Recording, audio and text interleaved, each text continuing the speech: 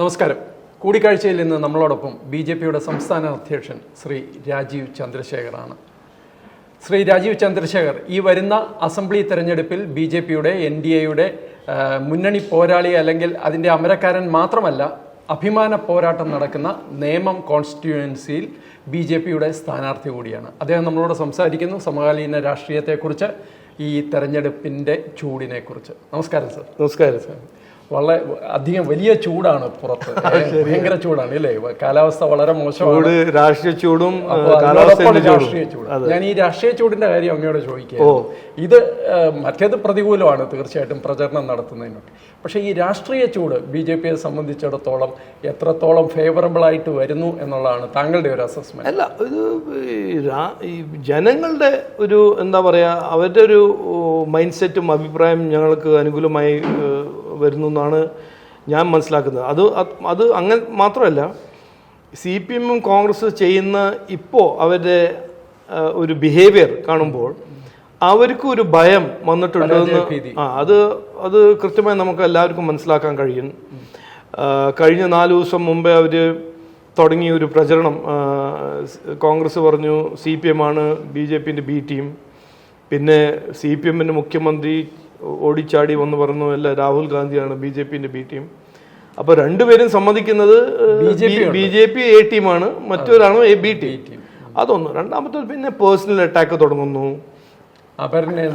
എന്നെ പിന്നെ എൻ്റെ കോൺസ്റ്റിറ്റ്യൂഷൻ്റെ ഒരു ഉദാഹരണമായിട്ട് കാണാം.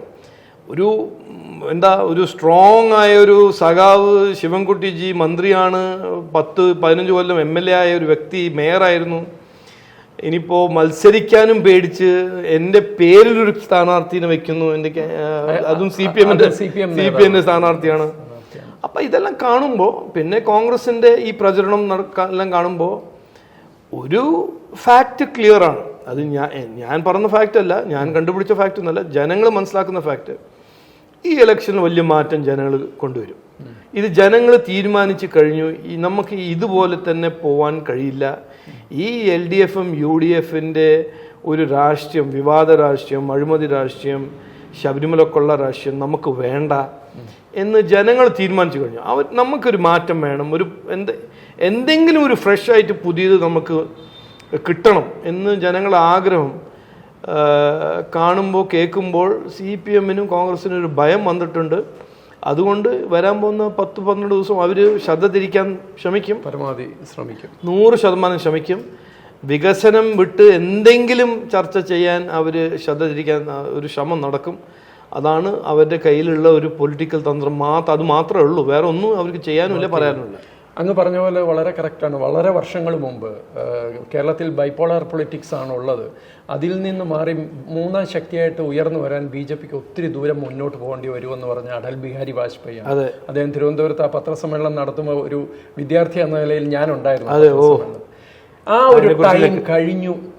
യഥാർത്ഥത്തിൽ ബൈപോളാർ പൊളിറ്റിക്സിൻ്റെ ആ ഘട്ടം കഴിഞ്ഞ് ശരിക്കും ഒരു ട്രയാങ്കുലർ കോണ്ടസ്റ്റ് നടക്കുന്ന ഒരു തെരഞ്ഞെടുപ്പാണ് ഇത് എന്ന് ആത്മവിശ്വാസത്തോടെ പറയാൻ സാധിക്കും. 100% ആത്മവിശ്വാസമുണ്ട്. ആ ആത്മവിശ്വാസം എനിക്ക് കിട്ടുന്നത് ജനങ്ങൾ സംസാരിച്ചിട്ട് അവരെ സംസാരം കേൾക്കുമ്പോൾ, അവരുടെ അഭിപ്രായം കേൾക്കുമ്പോഴാണ് എനിക്ക് ആ ആത്മവിശ്വാസം. കാരണം നോക്കൂ, ഒരു സാധാരണ മലയാളിക്ക് ഇന്ന് കിട്ടുന്നത് എന്താണ്? 10 കൊല്ലം UDF കോൺഗ്രസ് സർക്കാരായിരുന്നു ഇന്ത്യ ഭരിക്കുന്നത്. 8 മന്ത്രിമാരായിരുന്നു കേരളത്തിൽ നിന്ന്. എന്തെങ്കിലും ഇവിടെ മാറിയോ? എന്തെങ്കിലും നടന്നോ? ഇല്ല. 10 കൊല്ലം CPM ഭരിച്ചു. ജനങ്ങൾ വിശ്വസിച്ച് ഒരു അവസരം കൊടുത്തപ്പോൾ ഭരിച്ചു. 1 തവണയല്ല 2 തവണ. എല്ലാം ശരിയാമെന്നും പറഞ്ഞു. ഈ വ്യാജ വാഗ്ദാനങ്ങൾ കേട്ട് ജനങ്ങൾ മടുത്തു. പിന്നെ അതിൻ്റെ അപ്പുറം ഈ രാഷ്ട്രീയക്കാർ ചെയ്യുന്ന ഒരു കൊള്ളേൻ്റെ ഒരു ലിമിറ്റ് ക്രോസ് ചെയ്തു എന്നാണ് ഈ ശബരിമലയിൽ നടന്ന കാര്യം കേൾക്കുമ്പോൾ മനസ്സിലാക്കുമ്പോൾ ജനങ്ങളുടെ ഒരു അഭിപ്രായം. ഇത് ഇനിയിപ്പോൾ മതിയായി, ഇനിയിപ്പോൾ കൂടുതൽ നമുക്ക് സഹിക്കാൻ പറ്റില്ല, ഇതൊരു മാറ്റം വരണം. ആ മാറ്റം ശരിക്കും ഇവിടെ ഭരിച്ച CPM-ഉം കോൺഗ്രസിനും ചെയ്യാൻ കഴിഞ്ഞാൽ അവരായിരിക്കും ഇനിയും ഭരിക്കാൻ പോകുന്നത്. പക്ഷെ അവർക്ക് ആ മാറ്റം അവർക്ക് കൊണ്ടുവരാൻ പറ്റില്ല. കാരണം അവരുടെ സിസ്റ്റം അങ്ങനെ ആയിരിക്കുക. അപ്പോൾ ആ മാറ്റത്തിൻ്റെ ഒരു പ്രതീക്ഷ ജനങ്ങൾ, ആ മാറ്റത്തിൻ്റെ പ്രതീക്ഷ കൊണ്ട് ജനങ്ങൾ നോക്കുന്നത് BJP NDA ഒക്കെയാണ്. ഇവർ കഴിഞ്ഞ 12 കൊല്ലം നരേന്ദ്രമോദിജി 2014 വന്നപ്പോൾ ഇന്ത്യൻ്റെ സ്ഥിതിയും ഇതുപോലെ തന്നെയായിരുന്നു. അഴിമതി, ഭീകരമായ അഴിമതി, തൊഴിലില്ലായ്മ, വിലക്കയറ്റം, നിക്ഷേപമില്ലായ്മ, ഇതെല്ലാമായിരുന്നു ഇന്ത്യൻ്റെ സ്ഥിതി 2014. ആരാണ് ഇതെല്ലാം മാറ്റിയത്? ദുർബലമായ ഒരു ഇക്കോണമി ആയിരുന്നു ഇന്ത്യ 14. അത് തന്നെയാണ് ഇന്നും. ദുർബലമായ ഒരു ഇക്കോണമിയാണ് കേരളത്തിൻ്റെ ഇക്കോണമി ഇന്ന് 2026. അതുപോലെ ഒരു മാറ്റം, ഇന്ത്യ ചെയ്ത ഒരു കുതിച്ച ചാട്ടം കേരളം ചെയ്യണമെങ്കിൽ അത് BJPക്ക് NDAക്ക് മാത്രമേ ചെയ്യാൻ പറ്റുള്ളൂ എന്ന് ജനങ്ങൾക്ക് നന്നായിട്ട് മനസ്സിലാക്കിയിട്ടുണ്ട്. ഒരു വലിയ മഹാമാരി വന്നിട്ടും ഇപ്പോൾ ഒരു വലിയ യുദ്ധം നടന്നിട്ടും അതെ, എന്നിട്ടും ഒരു ജനങ്ങളെ സംരക്ഷിക്കുക.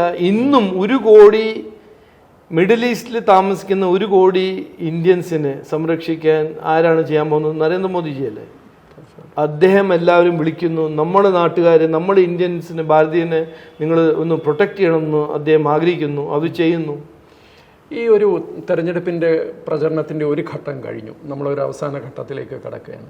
അങ്ങയുടെ ഭാഗത്തുനിന്ന് ബോധപൂർവം ഇതൊരു ഡെവലപ്മെൻ്റൽ പൊളിറ്റിക്സ്, ഡെവലപ്മെൻറ്റ്, ഇത്തരം കാര്യങ്ങളിലേക്ക് ശ്രദ്ധ കൊണ്ടുപോകാൻ ശ്രമിച്ചെങ്കിലും മറുവശത്ത് ഇതൊരു സ്ഥിരം ബ്ലെയിമിങ് ഗെയിം, അതായത് കേന്ദ്ര സഹായം കിട്ടിയില്ല, കേന്ദ്ര പദ്ധതികൾ ഇവിടെ നടപ്പാക്കുന്നില്ല, ഞങ്ങളോട് ചിറ്റമ്മ നയമാണ്, ഇത്തരത്തിലുള്ള പരാതി പറച്ചിലാണ് നടക്കുന്നത്.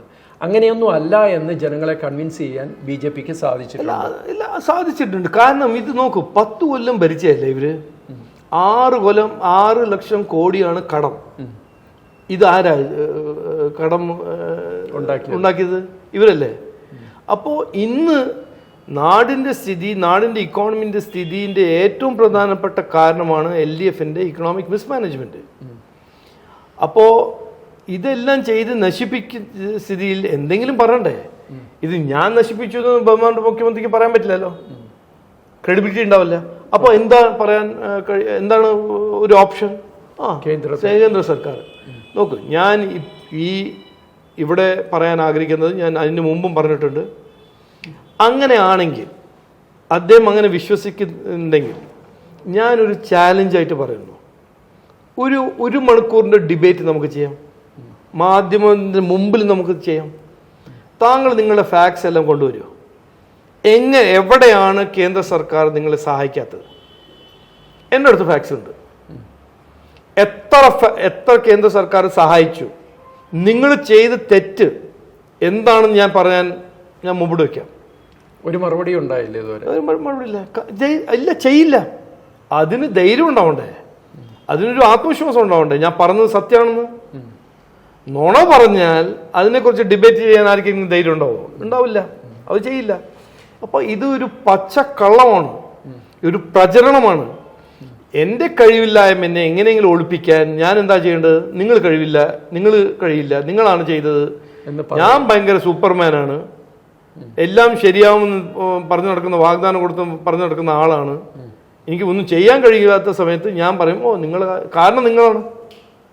ഹിന്ദിയിൽ ഞാനിപ്പോൾ മറ്റൊരു ഇൻ്റർവ്യൂവിൽ വരെ, അത് മലയാളത്തിന് ട്രാൻസ്ലേറ്റ് അറിയില്ല, ഞാൻ സ്കൂളിൽ പഠിച്ച നാച്ചിനെ ജായ അംഗൻ ടേട, ഈ ഡാൻസ് ചെയ്യാൻ പറ്റില്ല, പക്ഷേ അതിൻ്റെ ഒരു ബ്ലെയിം ഫ്ലോറാണ് അതിൻ്റെ, അതുപോലെ തന്നെ ഫ്ലോർ ലെവലിലാകത്തോണ്ടാണ് എനിക്ക് ഡാൻസ് ചെയ്യാൻ പറ്റാത്തത്.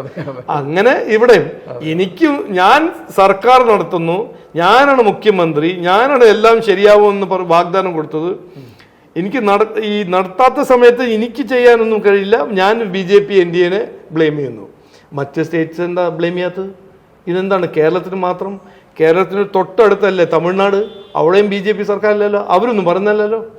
കേരളത്തിൽ മാത്രം അപ്പൊ ഇതിന്റെ പിന്നിൽ കാരണം എന്താണെന്ന് നമ്മൾ പരിശോധിച്ചാൽ, അതിനുവേണ്ടി ഒരു ഡിബേറ്റ് നടത്തിയാൽ കൃത്യമായ ഫാക്ട്സ് മുമ്പോട്ട് വരും. എല്ലാം പൊളിയും, അവരുടെ ഈ നറേറ്റീവ് കംപ്ലീറ്റ്ലി പൊളിഞ്ഞു എന്നാണ് ഞാൻ കാണുന്നത്, ഞാൻ മനസ്സിലാക്കുന്നത്. കാരണം ജനങ്ങൾ തന്നെ പറയുന്നു, ഞങ്ങൾക്ക് ഇനി വേണം വിവാദ രാഷ്ട്രീയമല്ല വേണ്ടത്, ഞങ്ങൾക്ക് വേണ്ടത് വികസന രാഷ്ട്രീയം. അങ്ങ് വളരെ അക്കാഡമിക് ആയിട്ടും കൂടെ രാഷ്ട്രീയ പ്രവർത്തനം നടത്താം, അങ്ങേക്ക് റിപ്പോർട്ട്സ്, ഡെയിലി റിപ്പോർട്ട്സ് കിട്ടുന്നു. അപ്പോൾ ജനങ്ങളുടെ ഒരു പൾസ് കൃത്യമായിട്ട് അറിയുന്നതാണ്. ശരിക്കും കേരളത്തിലെ ഈ സാധാരണക്കാരായ അത്ര വലിയ പൊളിറ്റിക്കൽ ഇൻവോൾവ്മെന്റ് ഇല്ലാത്ത ആൾക്കാർക്കൊക്കെ ഉള്ള ഒരു ഫീലിംഗ് കേരളം വേണ്ടത്ര എല്ലാ സാഹചര്യങ്ങളും ഉണ്ടായിട്ടും ഡെവലപ്പ് ആയിട്ടില്ല. അതിന് കൃത്യമായിട്ട് ഒരു മറു അജണ്ട വെക്കാൻ BJPക്ക് സാധിച്ചിട്ടുണ്ടോ ഈ തെരഞ്ഞെടുപ്പ്? സാധിച്ചിട്ടുണ്ട്. വികസനമാണ് ഞങ്ങളുടെ അജണ്ട. വികസിത കേരളത്തിനെ കുറിച്ച് ഞങ്ങളൊരു മാർഗരേഖ മുമ്പോട്ട് വെക്കും. എന്താണ് ഞങ്ങൾ ചെയ്യാൻ പോകുന്നത്, എങ്ങനെ ഈ നാടിനെ ട്രാൻസ്ഫോം ചെയ്യാൻ പോകുന്നത്. നരേന്ദ്രമോദിജി ഇന്ത്യനെ ട്രാൻസ്ഫോം ചെയ്ത പോലെ തന്നെ അതേ മന്ത്രം, അതേ ഹാർഡ് വർക്ക് കൊണ്ട് ഞങ്ങൾ കേരളത്തിനെ ട്രാൻസ്ഫോം ചെയ്യും. നരേന്ദ്രമോദി ഇന്ന് വികസിത ഭാരതം പറയുമ്പോൾ അത് 10-12 കൊല്ലം അധ്വാനിച്ച് നല്ല പദ്ധതികളെല്ലാം നടപ്പിലാക്കിയിട്ടാണ് അദ്ദേഹം പറയുന്നത്. അതുപോലെ തന്നെ ഞങ്ങളും അധ്വാനിക്കാൻ തയ്യാറാണ്. അതിൻ്റെ ഒരു കൃത്യമായ ഒരു കാഴ്ചപ്പാടാണ് ഞങ്ങൾ ജനങ്ങളുടെ മുമ്പിൽ വയ്ക്കും.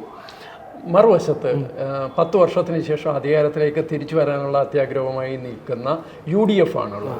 UDF പറയുന്നത് BJPയും CPMുമായിട്ട് ഡീലുണ്ട്, പല സ്ഥലങ്ങളിലും വീക്കായിട്ടുള്ള സ്ഥാനാർത്ഥിയെ നിർത്തി BJPയും അവരും തമ്മിൽ ഒരു ധാരണയായിരിക്കുകയാണ് എന്നാണ് അവരുടെ ഒരു ആരോപണം. അതിനോട് എങ്ങനെ പ്രതികരിക്കും? ഞാൻ ഒരു കാര്യം പറയട്ടെ. ഞാൻ ഇത് കുറച്ചു കാലമായിട്ട് പറഞ്ഞൊരു കാര്യം ഞാൻ ഇന്ന് പറയാൻ ആഗ്രഹിക്കുന്നത്, ഈ നാട്ടിലും ഈ ലോകത്തിലും ഏറ്റവും നാണമില്ലാത്തൊരു പൊളിറ്റിക്കൽ പാർട്ടി ഉണ്ടെങ്കിൽ അതിലൊരു ഒളിമ്പിക്സ് കോമ്പറ്റീഷനായി മാറ്റിയാൽ അതിൽ ഗോൾഡും സിൽവറും ബ്രോൺസ് മെഡലും എല്ലാം ജയിക്കാൻ പോകുന്നത് കോൺഗ്രസ്സാണ്.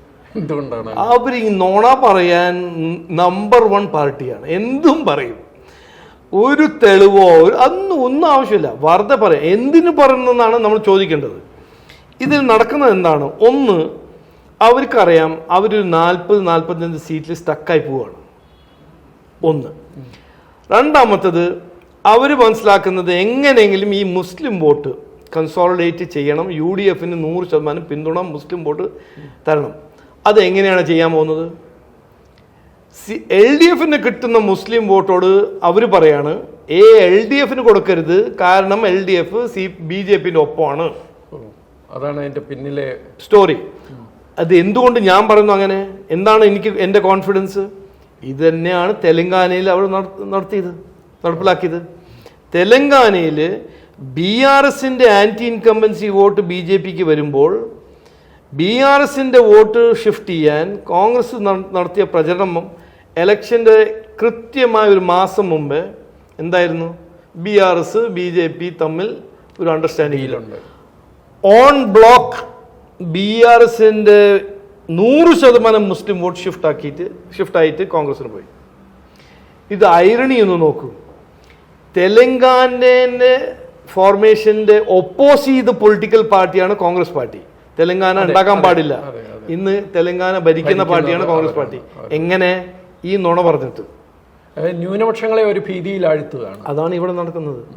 അവർ സ്റ്റക്കായി പോകുന്നുണ്ട്, അവർക്ക് മനസ്സിലാവുന്നുണ്ട്. പക്ഷെ അത് കേരളത്തിലും വർക്കൗട്ട് ആകുന്ന കാഴ്ചയല്ലേ?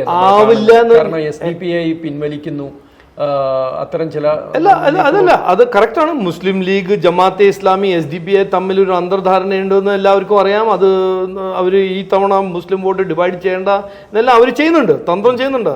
അതൊക്കെ. പക്ഷേ ഈ നുണ ഇവിടെ നടക്കില്ല. കാരണം ആ നുണ പൊളിക്കാൻ ഞങ്ങളുണ്ട്. തെലങ്കാന BJP ചെയ്ത മിസ്റ്റേക്ക് എന്ന് പറഞ്ഞാൽ അതിനെക്കുറിച്ചൊന്നും പറഞ്ഞില്ല.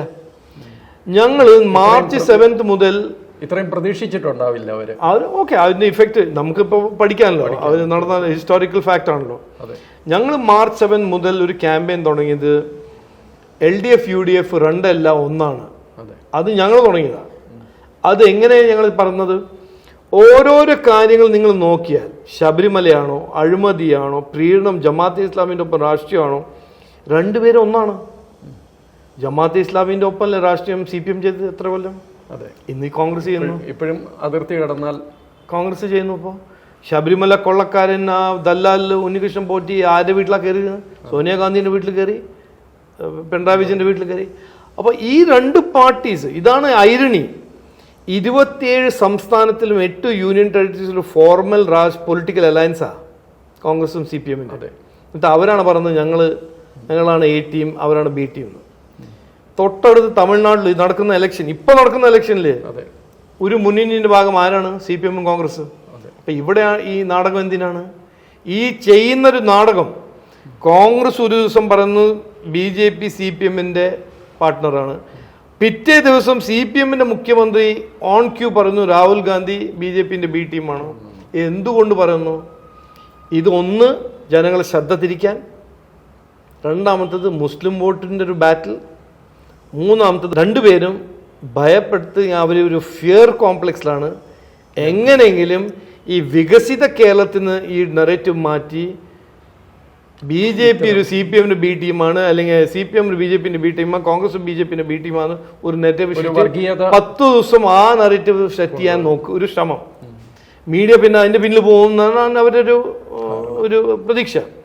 പക്ഷെ ഞാൻ അന്ന് ആദ്യത്തെ ദിവസം പറഞ്ഞാണല്ലോ, അങ്ങ് മുസ്ലിം വോട്ടിനെ കുറിച്ച് പറഞ്ഞു, ക്രിസ്ത്യൻ വോട്ടുകൾ, അതുപോലെ ക്രിസ്ത്യൻ മേഖല, ഇവിടെ നേമത്ത് തന്നെ തീരദേശവും പോലെയൊക്കെയുള്ള മേഖലകളൊക്കെ ഉണ്ട്. അവിടെ BJPയുടെ ഒരു ഔട്ട്റീച്ച് എത്രത്തോളം വർക്കൗട്ട് ആയിട്ടുണ്ട്? നോക്കൂ, ഈ വികസനം എന്ന് പറയുന്നത്, വികസന രാഷ്ട്രീയം എന്ന് ഞങ്ങൾ മുമ്പോട്ട് വെക്കുന്നത്, വികസിത കേരളം എന്ന് ഞങ്ങളൊരു കാഴ്ചപ്പാട് മുമ്പോട്ട് വെക്കുന്നത്, ജനങ്ങൾക്ക് ജീവിതത്തിൽ മാറ്റം കൊണ്ടുവരാൻ ഒരു രാഷ്ട്രീയമാണത്. അതിന് ഞങ്ങൾക്കൊരു അവസരം തന്നാൽ വലിയ മാറ്റം വരും. അത് ക്രിസ്ത്യൻ ഫാമിലിക്കും കിട്ടും, മുസ്ലിം ഫാമിലിക്കും കിട്ടും, ഹിന്ദു ഫാമിലിക്കും കിട്ടും. ഞങ്ങൾ എന്താ പറയുന്നത്, ഇപ്പോൾ മുസ്ലിം സഹോദരന്മാരോട് ഞാൻ എന്താ പറയുന്നത്, ഞാൻ പറയുന്നത് നിങ്ങൾ നോക്കൂ, ഈ കോൺഗ്രസിൻ്റെയും CPMൻ്റെയും ഇരകളാവരുത്. നിങ്ങളുടെ ഗുണത്തിന് ഞാൻ പറയാണ്, നിങ്ങളെ തലയെ വെച്ച് കെട്ടുവര് ജമാഅത്തെ ഇസ്ലാമിനെ. ഇന്നിപ്പോൾ കേരളത്തിൻ്റെ മുസ്ലിംസ് ലിബറൽ മുസ്ലിംസാണ്, അവർ മലയാളിയാണ്, അവർക്ക് എന്തിനാ ജമാഅത്തെ ഇസ്ലാമി ആവശ്യം? ഇവർ ജമാഅത്തെ ഇസ്ലാമിനെ കൊണ്ടുവന്ന് മോഡറേറ്റ്, നമ്മളുടെ സ്നേഹിക്കുന്ന മുസ്ലിംസിനെ എല്ലാം തല കെട്ടിവെക്കും ഈ CPM കോൺഗ്രസ്. അപ്പം ഞാൻ ഇന്ന് അവരോട് നിങ്ങളുടെ മീഡിയ ത്രൂ പറയാൻ ആഗ്രഹിക്കുന്നത്, ഇന്ന് ആലോചിക്കണം, ഇതങ്ങനെ ഒരു സിമ്പിളല്ല. BJPനെ കുറിച്ച് നിങ്ങളുടെ തലയിൽ മനസ്സിൽ വിഷം കയറ്റി വെച്ചിരിക്കുന്ന CPM കോൺഗ്രസ് നിങ്ങളുടെ തലയിൽ കെട്ടിവെക്കാൻ പോകുന്നത് ജമാഅത്തെ ഇസ്ലാമി SDP ആണ്. അപ്പോൾ ഇതൊന്ന് ആലോചിക്കണം. ഞങ്ങൾക്ക് നിങ്ങളെ വോട്ട് കിട്ടണമെന്നോ കിട്ടില്ല എന്നോ അതല്ല നിർബന്ധം. പക്ഷെ നാടിനെ ഈ അപകടം പോലെ രാഷ്ട്രീയം കൊണ്ടുവരാൻ പാടില്ല, അപകടം ഇവിടെ ഉണ്ടാവാൻ പാടില്ല. നമുക്ക് കേരളത്തിനെ ബംഗ്ലാദേശ് ആക്കാൻ ഒരു താല്പര്യമില്ല, ആരാണെങ്കിലും, ക്രിസ്ത്യൻസ് ആണോ മുസ്ലിംസ് ആണോ ഹിന്ദുസ് ആണോ. അപ്പോൾ കേരളം ഇതുവരെ കേരളമായിരുന്നു, ഇന്ന് കേരളമാവുന്നു. നമ്മുടെ എത്രയോ ചരിത്രമുണ്ട്, സംസ്കാരമുണ്ട്. ഇതെല്ലാം ഒരുമിച്ച് നമ്മൾ മുമ്പോട്ട് പോകണം. ഒരുമിച്ച് നമ്മൾ ഇത് ഫൈറ്റ് ചെയ്തില്ലെങ്കിൽ ഇവരുടെ അവസരവാദ രാഷ്ട്രീയത്തിൽ കാരണം അവർ എന്തും ചെയ്യും, ജമാഅത്തെ ഇസ്ലാമിനെ കെട്ടിവെക്കും മുസ്ലിംസ് തലയിൽ. ചരിത്രത്തിൽ ഒരിക്കലും കാണാത്ത പോലെ ഈ തെരഞ്ഞെടുപ്പ് കാലത്ത് നിരവധി പാർട്ടി നേതാക്കന്മാരാണ് അന്യ പാർട്ടികളിൽ നിന്ന് BJPയിലേക്ക് വന്നത്. ഒന്ന് ബേസിക്കായിട്ട് ഇതിൻ്റെ ഒരു കാരണം എന്തായിരിക്കും? രണ്ട്, ഇവർക്കൊക്കെയുള്ള സ്പേസ് BJPക്ക് കൊടുക്കാൻ സാധിക്കുമോ? ഞാൻ ഇവിടെ വന്ന് ആദ്യമായി എന്നോട് ചോദിച്ചതാണോ താങ്കൾ എന്നോട് ചോദിച്ചു, ഞാൻ പറഞ്ഞതാണ് ആദ്യം മുതൽ, ഈ പ്രൈം മിനിസ്റ്റർ നരേന്ദ്രമോദിജിൻ്റെ വികസനത്തിൻ്റെ കാഴ്ചപ്പാടിൽ പങ്കാളിയാവാൻ ആർക്കെങ്കിലും താല്പര്യം കഴിവുണ്ടെങ്കിൽ അതിനുവേണ്ടി അധ്വാനിക്കാൻ ആഗ്രഹിക്കുന്ന ആരാണെങ്കിലും എവിടുന്നാണെങ്കിലും ഞങ്ങൾ സ്വീകരിക്കും. അവർ പാർട്ടിയിൽ സ്ഥാനം മാനവും എല്ലാം ഞങ്ങൾ ഉണ്ടാക്കി തരും എന്ന് ഞാൻ ഒരു 8 മാസം മുമ്പ് പറഞ്ഞ കാര്യം. ഇന്ന് വോട്ടർമാർ വരുന്നുണ്ട്, രാഷ്ട്രീയക്കാരും വരുന്നുണ്ട്, രാഷ്ട്രീയത്തിൽ പ്രവർത്തിക്കുന്ന വ്യക്തികൾ വരുന്നുണ്ട്. കാരണം ഈ മതിയായി എന്ന് പറയുന്നത് സാധാരണ മലയാളി മാത്രമല്ല, രാഷ്ട്രീയക്കാരും പറയുന്നുണ്ട്, രാഷ്ട്രീയത്തിൽ പ്രവർത്തിക്കുന്ന ജനങ്ങൾ പറയുന്നുണ്ട്. കോൺഗ്രസിൽ നിന്ന് എത്ര സീനിയർ പേരാ വന്നിരിക്കുന്നു, അവരെന്നെ പറഞ്ഞു മതിയായി കോൺഗ്രസ് ഈ സംസ്കാരം. CPM എത്ര സിറ്റിംഗ് MLA XMLA 3 തവണ XMLA മുതിർന്ന നേതാക്കന്മാര് എല്ലാം വരുന്നു. എന്തുകൊണ്ട്? രാജീവ് ചന്ദ്രശേഖർ കണ്ടിട്ടല്ലോ. അത് വരുന്നത് ഞങ്ങൾക്കും വേണം വികസനം, ഞങ്ങളുടെ കുട്ടികളും പറയുന്നു ഞങ്ങൾക്ക് വേണം വിദ്യാഭ്യാസം, ആരോഗ്യം, അതിന് ഒരു മാറ്റം വേണം. നരേന്ദ്രമോദിജി കാണിച്ചു തന്ന 12 കൊല്ലത്തിൻ്റെ ആ വികസനം ഞങ്ങൾക്ക് ഇവിടെ വേണം, ഞങ്ങളുടെ കുടുംബത്തിന് വേണം എന്ന് പറഞ്ഞിട്ടാണ് വരുന്നത്. അദ്ദേഹം മോദിജി അങ്ങ് സംസാരിക്കുന്നുണ്ടാവുമല്ലോ ഇവിടുത്തെ തെരഞ്ഞെടുപ്പ് പ്രവർത്തനം, അദ്ദേഹം ഹാപ്പിയാണോ എന്നാണ് അദ്ദേഹം കേരളത്തിൽ? ഹാപ്പി ആവുന്നത് റിസൾട്ട് കണ്ടിട്ടായിരിക്കും ഹാപ്പി. ഞങ്ങളുടെ അല്ല, പക്ഷേ ഞങ്ങളുടെ അധ്വാനവും ഞങ്ങളുടെ പരിശ്രമം എല്ലാം കാണുമ്പോൾ അദ്ദേഹത്തിന് സാറ്റിസ്ഫാക്ഷൻ ഉണ്ടെന്നാണ് എൻ്റെ ഒരു ഇൻഫർമേഷൻ. അങ്ങനെ ഞാൻ ചോദിച്ചിട്ടില്ല. ഞങ്ങൾ നന്നായി അധ്വാനിക്കുന്നുണ്ട്, ടീം ഒരുമിച്ച്, എല്ലാവരും ഒരുമിച്ച് ഒറ്റക്കെട്ടായി NDA ആയി ഞങ്ങൾ നല്ലൊരു എഫേർട്ട് നടത്തുന്നുണ്ട് ജനങ്ങളുടെ വിശ്വാസം നേടാനും വോട്ട് നേടാൻ ഞങ്ങൾ ഒരു നല്ല വർക്ക് ചെയ്യുന്നുണ്ട്. ഒരു വൺ ലാസ്റ്റ് ക്വസ്റ്റ്യൻ. അങ്ങ് വലിയൊരു ആത്മവിശ്വാസമാണ് ഈ ഘട്ടത്തിൽ ഈ തെരഞ്ഞെടുപ്പ് ഫലത്തെക്കുറിച്ച് പ്രകടിപ്പിക്കുന്നത്. ഇതൊരു ഇൻക്രിമെൻ്റൽ എലക്ഷൻ അല്ല, വലിയൊരു അപ്രതീക്ഷിതമായ ഒരു വിജയം BJPക്ക് ഉണ്ടാകും എന്ന് പറഞ്ഞു. വളരെ ചുരുക്കത്തിൽ ഒരു 2-3 പോയിന്റ്സ് എന്തിൻ്റെ അടിസ്ഥാനത്തിലാണ് അങ്ങ് ഇത്രയും വലിയ ആത്മവിശ്വാസം പ്രകടിപ്പിക്കുന്നതെന്നൊന്ന് പറയാം. അല്ല, ഇത് എൻ്റെ ഒരു ആത്മവിശ്വാസം അങ്ങനെയല്ല. അത് ഈ ആത്മവിശ്വാസം വരുന്നത് ജനങ്ങൾ അവർ പറയുന്നത് കേട്ടിട്ടാണ്. അവരുടെ ആവശ്യമാണ് ഈ മാറ്റം, അവരുടെ ആവശ്യമാണ് ഈ വികസിത കേരളം എന്ന ഞങ്ങളുടെ കാഴ്ചപ്പാട്. അവരാണ് പറയുന്നത് ഞങ്ങൾക്ക് വിവാദ രാഷ്ട്രം മതിയായിന്ന്. ഈ മതിയായിന്ന് ഞങ്ങളൊരു ക്യാമ്പയിൻ്റെ സ്ലോഗൻ അല്ലല്ലോ, ഹോർഡിങ്ങിലല്ല. ഇത് ഞാൻ കേട്ടത് ജനങ്ങൾ പറഞ്ഞിട്ടാണ്.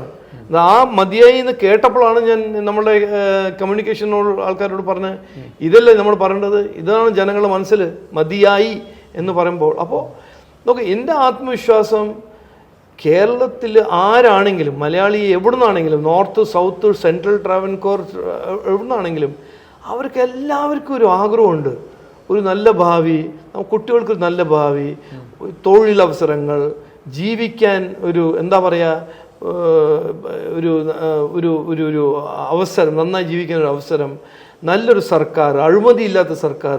ഇത് ഇന്ത്യയിലും മറ്റ് സംസ്ഥാനത്തിൽ അവർ കാണുമ്പോൾ നമുക്ക് എന്തുകൊണ്ടും അത് കിട്ടുന്നില്ല എന്ന് അവർ പറയുന്നു. നമ്മുടെ ഈ Gen Z voters, young voters, first time voters, അവരെയൊക്കെ കാണുമ്പോൾ കിട്ടുന്നതും ഇതേ. പിന്നെ ഞാനൊരു പ്രോഗ്രാമിൽ പോയപ്പോൾ ഒരു ഗ്രൂപ്പ് എന്നോട് പറഞ്ഞല്ലോ, ഞാനിപ്പോൾ എൻ്റെ നോമിനേഷൻ ഫയൽ ചെയ്യാൻ പോയപ്പോൾ ഒരു 3 കുട്ടികൾ യങ്സ്റ്റേഴ്സ് വന്ന് പറഞ്ഞു, രാജീവേട്ടൻ ഇവിടുന്ന് മുഖ്യമന്ത്രി ആവണമെന്ന്. ഞാൻ പറയും, മുഖ്യമന്ത്രി ഒന്നും എന്നെ ജയിപ്പിച്ചാൽ മതി എന്ന് ഞാൻ പറഞ്ഞു. അല്ല, ഞങ്ങളുടെ ഫ്യൂച്ചറിന് അത് ആവശ്യമാണെന്ന്. അങ്ങനെയാണ് അവർ ചിന്തിക്കുന്നത്. പിന്നെ ഞാൻ മറ്റൊരു പ്രോഗ്രാമിൽ പോയപ്പോൾ ഒരു യങ് ഗേൾ എന്നോട് വന്ന് പറഞ്ഞു, എൻ്റെ അച്ഛൻ LDFൻ്റെ വോട്ടറാണ്, അമ്മ UDFൻ്റെ വോട്ടറാണ്, പക്ഷെ ഞാൻ BJPൻ്റെ വോട്ടർ ആവാൻ പോവാണ്, ഫസ്റ്റ് ടൈം വോട്ടറാണെന്ന്. അപ്പോൾ ഇതൊരു തോട്ട് പ്രോസസ്സ് തുടങ്ങിയിട്ടുണ്ട്. ഞങ്ങളൊന്നും അങ്ങനെ വലിയ സർക്കസോ സ്ട്രാറ്റജി ഒന്നും ചെയ്യുന്നില്ല. ഞങ്ങൾ കൃത്യമായി നരേന്ദ്രമോദിജി ചെയ്ത വർക്കും ഞങ്ങൾ ചെയ്യാൻ ആഗ്രഹിക്കുന്ന വർക്ക്, ഞങ്ങളൊരു കാഴ്ചപ്പാട് മുമ്പോട്ട് വയ്ക്കുന്നു. ഞങ്ങൾ ആത്മാർത്ഥമായി സത്യസന്ധതയോടെ നിങ്ങൾക്ക് വേണ്ടി പ്രവർത്തിക്കാൻ തയ്യാറാണ്, ഞങ്ങൾക്കൊരു അവസരം തരുമെന്ന് പറയുമ്പോഴാണ് ഇത് ജനങ്ങൾ പറയുന്നത്. അപ്പോൾ ആ ബേസിസിലാണ് എൻ്റെ ആത്മവിശ്വാസം. എല്ലാവരുടെയും ജന്മാവകാശമാണ് വികസനം. അത് കൊടുക്കാനും തരാനും അതിനുവേണ്ടി അധ്വാനിക്കാൻ പ്രൈം മിനിസ്റ്റർ നരേന്ദ്രമോദി നയിക്കുന്ന BJP NDAക്ക് മാത്രമേ സാധിക്കുള്ളൂ എന്ന് ജനങ്ങൾ പറയുന്നു. വളരെയധികം നന്ദി. Thank you so much. Thank you. Namaste. HIV അണുബാധ സന്തോഷപൂർണമായ ഒരു ജീവിതത്തിന് തടസ്സമല്ല. HIV അണുബാധയ്ക്ക് ഫലപ്രദമായ ചികിത്സ ഇന്ന് ലഭ്യമാണ്. ഇതിന് യഥാസമയം അണുബാധ കണ്ടെത്തുന്നതും കാലേക്കൂട്ടി ചികിത്സ നടത്തേണ്ടതും അത്യാവശ്യമാണ്. സൗജന്യമായ ചികിത്സയും മാർഗനിർദ്ദേശങ്ങളും സർക്കാർ ആശുപത്രികളിലെ ART അഥവാ ഉഷസ് കേന്ദ്രങ്ങളിൽ ലഭ്യമാണ്. ആരോഗ്യ സംരക്ഷണം ഓരോരുത്തരുടെയും ഉത്തരവാദിത്തമാണ്.